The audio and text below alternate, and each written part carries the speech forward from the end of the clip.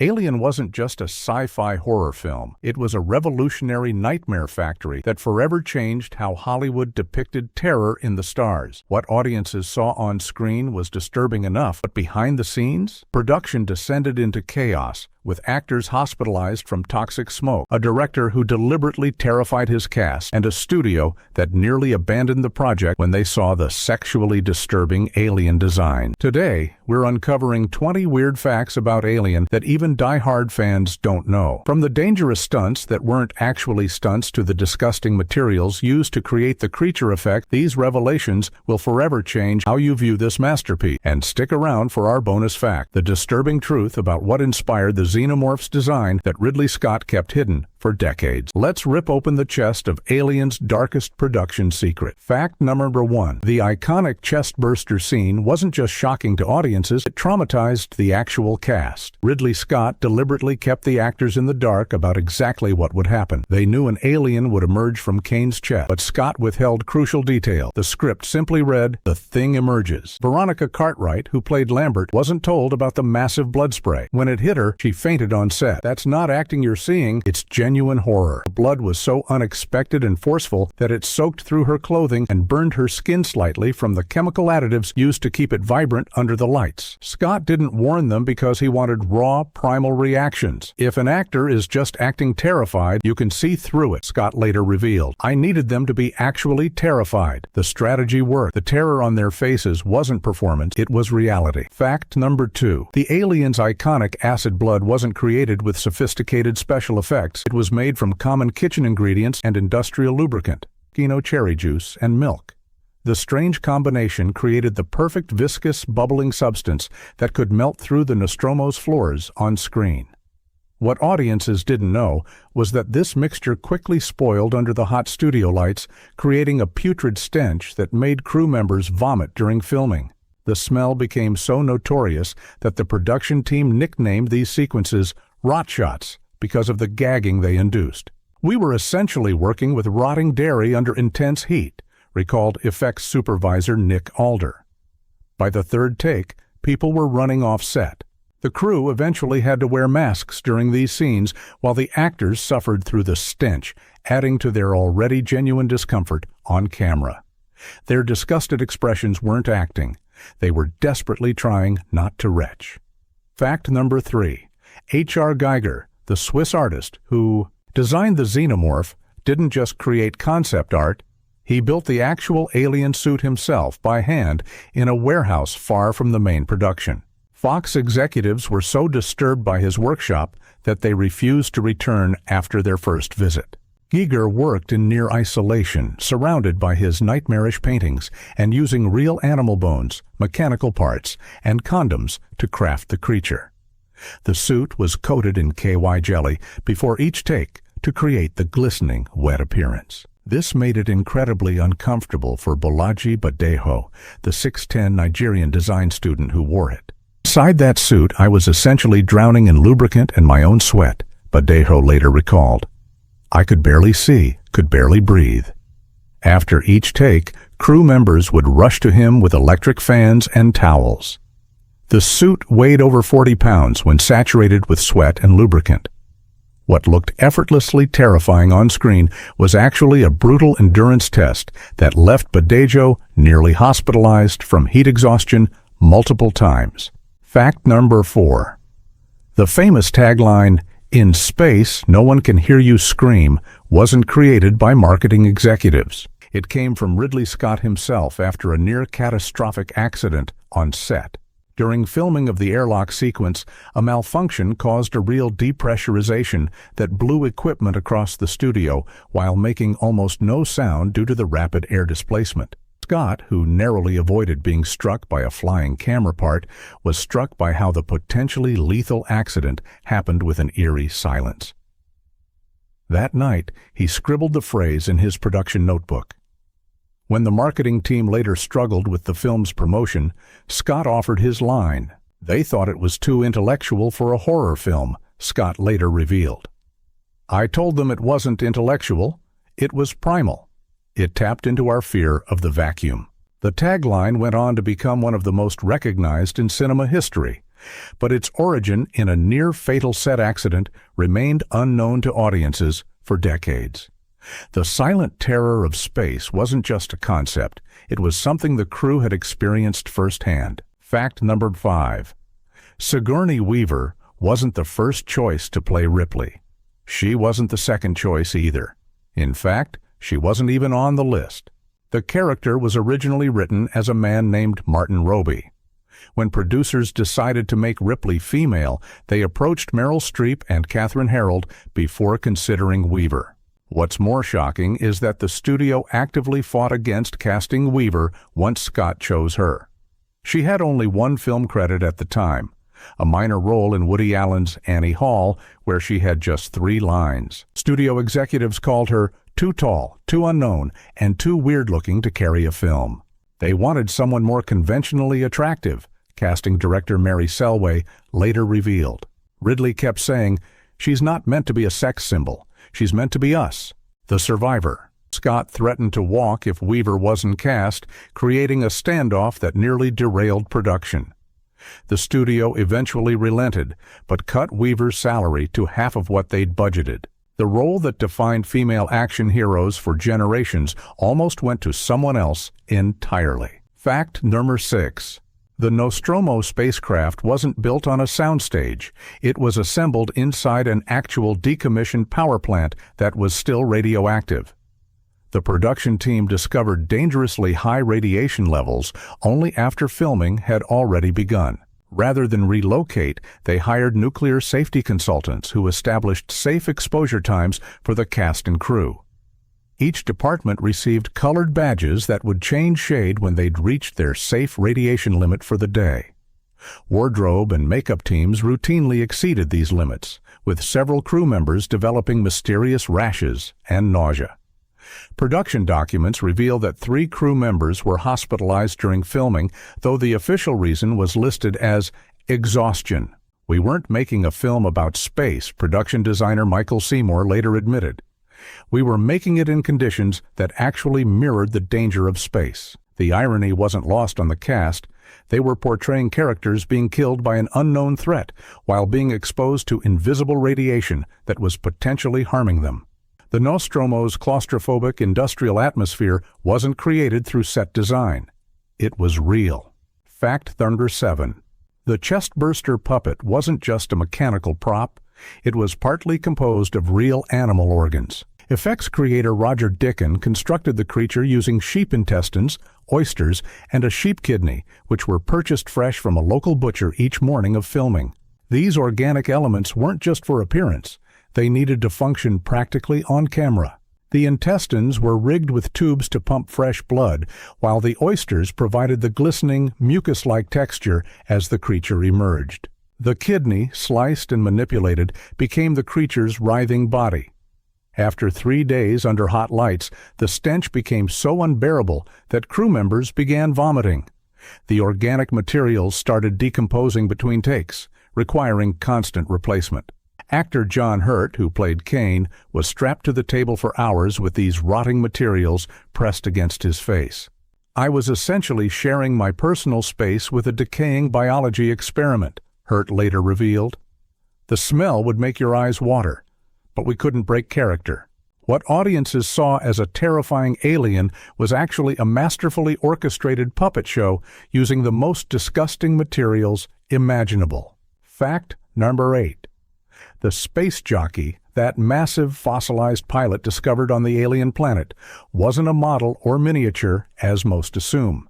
It was a full-sized, 26-foot set piece that cost nearly a fifth of the entire film's budget to build. Scott insisted on its enormous scale, despite only appearing in roughly 4 minutes of screen time.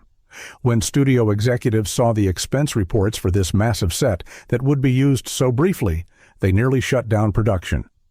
In a desperate attempt to save his vision, Scott secretly filmed the Space Jockey sequence ahead of schedule, knowing that once it was completed, the studio wouldn't scrap the footage. "It wasn't just big for spectacle," Scott later explained.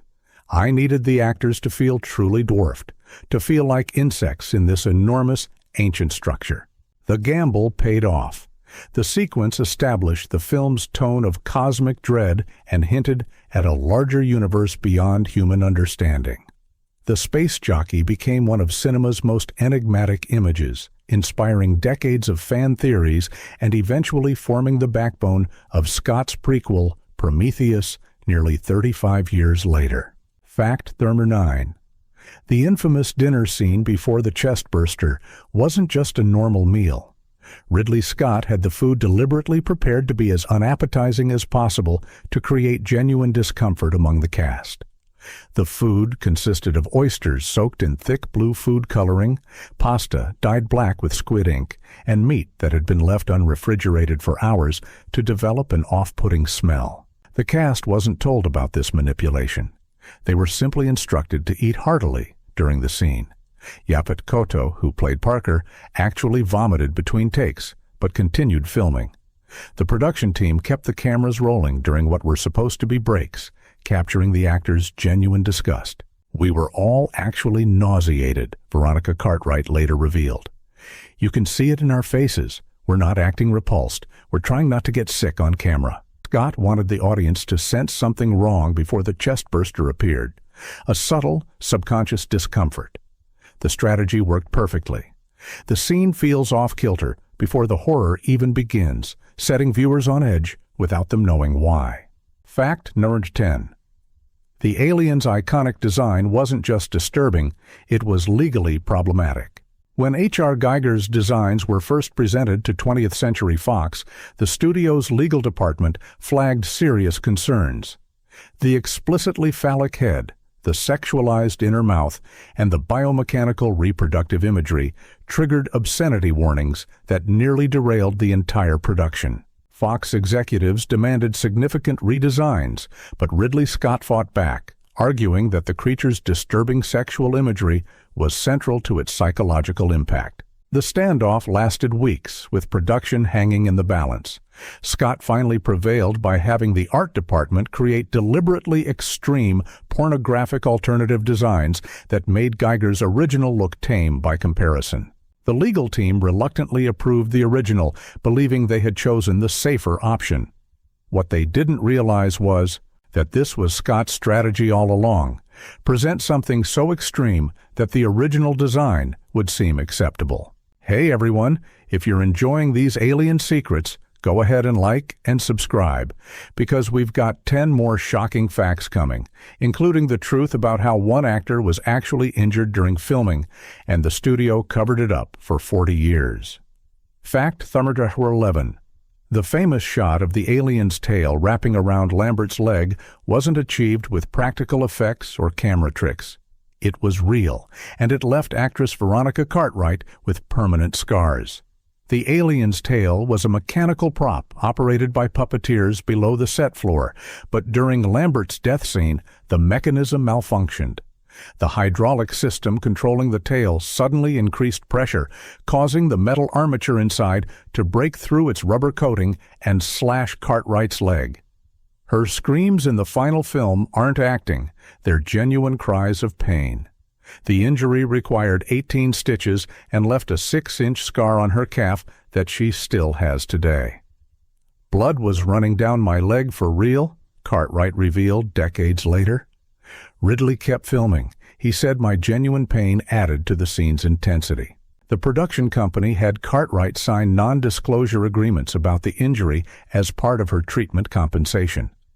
The truth only emerged when she finally spoke about it at a convention in 2014, displaying the scar to a shocked audience of fans. Fact number 12. The script for Alien underwent radical transformations that almost made it unrecognizable from the final film. Dan O'Bannon's original screenplay, titled Memory, featured a crew of all-male characters encountering pyramid structures on an alien world. But the most shocking change? The alien wasn't the primary antagonist. It was meant to be the human crew themselves. In O'Bannon's draft, the company knew about the alien and deliberately sent the crew as sacrificial test subjects. As crew members were killed, they would be replaced with android duplicates who would gradually take over the ship. The final survivor would discover that they themselves had been an android all along, programmed with false human memories. It was more psychological horror than monster movie, O'Bannon later admitted. When Walter Hill and David Giler rewrote the script, they simplified the story, but kept the corporate conspiracy element.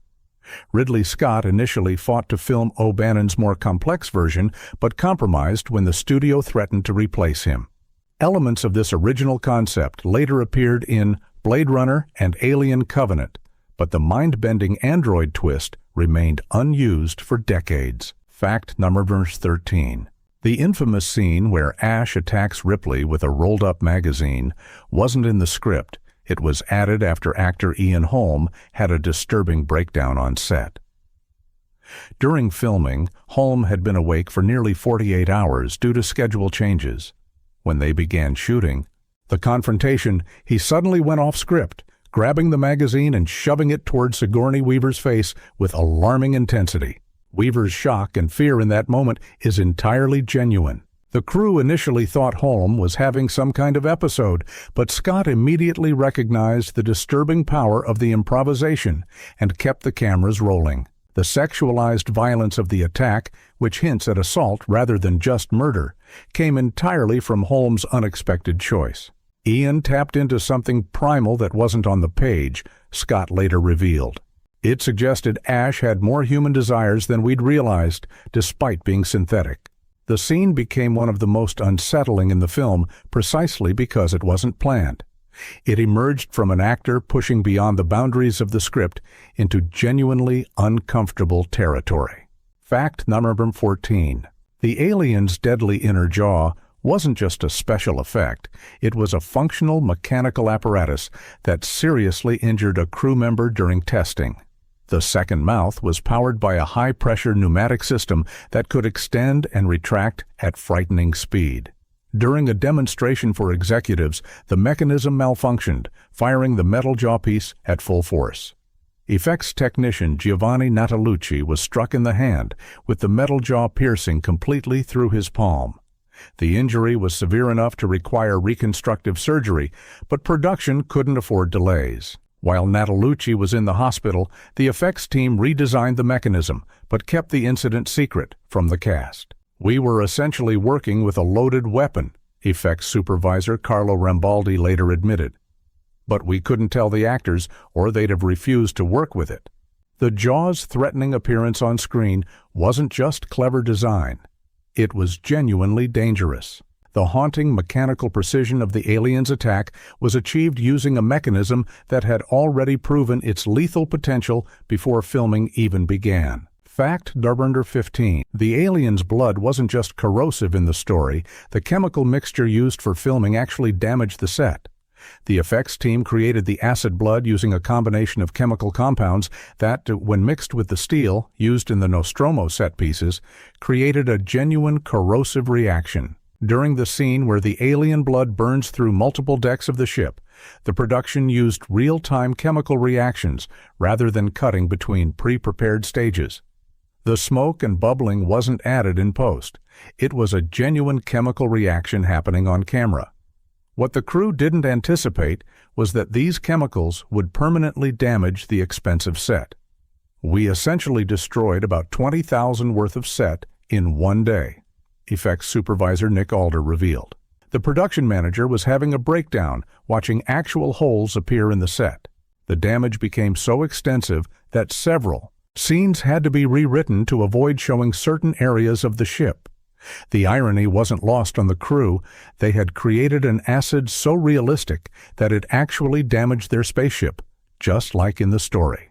Fact number 16. The iconic perfect organism speech wasn't written for the science officer Ash.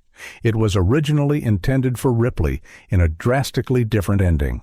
In early drafts, Ripley was revealed to be an android unknowingly working for the company, programmed to ensure the alien returned to Earth for weapons research.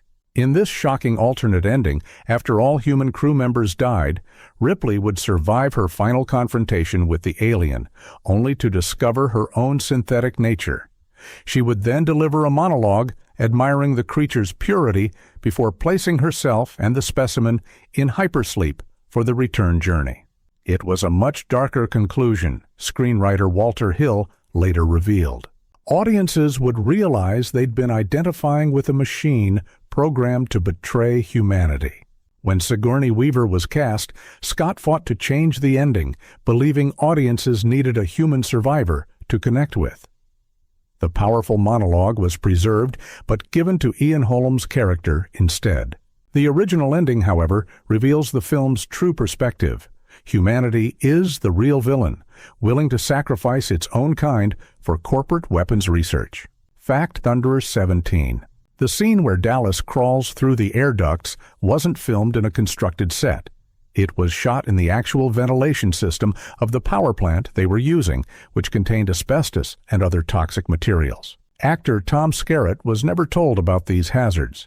The confined space created genuine claustrophobia, but it came with serious health risks. The production's medical officer raised concerns after Skerritt began experiencing respiratory issues, but rather than relocate, the production team simply limited his exposure to 20-minute intervals. "I thought the breathing apparatus was part of my costume," Skerritt revealed years later. "I didn't realize it was actually protecting me from the environment." 3 crew members who worked in the ducts preparing lighting were hospitalized with respiratory problems during production. The studio kept these incidents quiet, attributing them to seasonal allergies in production documents. The tension you feel watching Dallas navigate the ship's claustrophobic airways isn't just masterful direction. It's the documentation of an actor placing himself in genuine danger without fully understanding the risks involved. The realism came at a potential lifelong health cost. Fact number 18. The notorious fake ending wasn't fake at all. It was the original conclusion that test audiences rejected so violently that the studio forced a reshoot. In the first cut of the film, after Ripley defeats the alien and prepares for hypersleep, the creature suddenly reappears and decapitates her. The final shot revealed her severed head floating in the shuttle as the alien mimicked her voice to send a message to Earth. This bleak ending was actually filmed and completed. When it was shown to test audiences, the reaction was so negative that several viewers walked out, and one person allegedly fainted. 20th Century Fox executives immediately demanded changes, forcing Scott to create a more hopeful conclusion where Ripley survives. "I thought the original ending was perfect," Scott maintained for years. It completed the cycle of inescapable doom. The excised footage was reportedly destroyed by the studio despite Scott's protests. For decades, Scott denied this alternate ending existed until storyboards surfaced at an auction in 2017, confirming that the much darker conclusion had indeed been his original vision. Fact number 19. The hypersleep chambers weren't just props. They were fully functional sensory deprivation tanks filled with temperature-controlled water. Actors were submerged in these tanks for hours during filming, wearing only thin, flesh-colored garments that appeared nude on camera. What audiences didn't realize was that these scenes were genuinely dangerous. The tanks were sealed with the actors inside, with only small breathing tubes providing air. The water temperature was lowered to just above hypothermia levels to prevent the actors from sweating under the hot lights, creating a genuine physical stress response. "I started hallucinating after about 2 hours in that tank," Sigourney Weaver later revealed. The sensory deprivation combined with mild hypothermia creates an altered state. Medical staff monitored the actors' core temperatures during these scenes, but the production pushed the safety limits. Veronica Cartwright actually lost consciousness briefly during her time in the tank, a fact that was kept hidden from the studio. The dreamlike quality of the hypersleep sequences wasn't achieved through special effects. It was the documentation of actors experiencing actual altered states of consciousness induced by extreme physical conditions. Fact March 20. The famous Last Survivor scene where Ripley discovers the alien in the shuttle wasn't just terrifying on screen, it was dangerous in reality.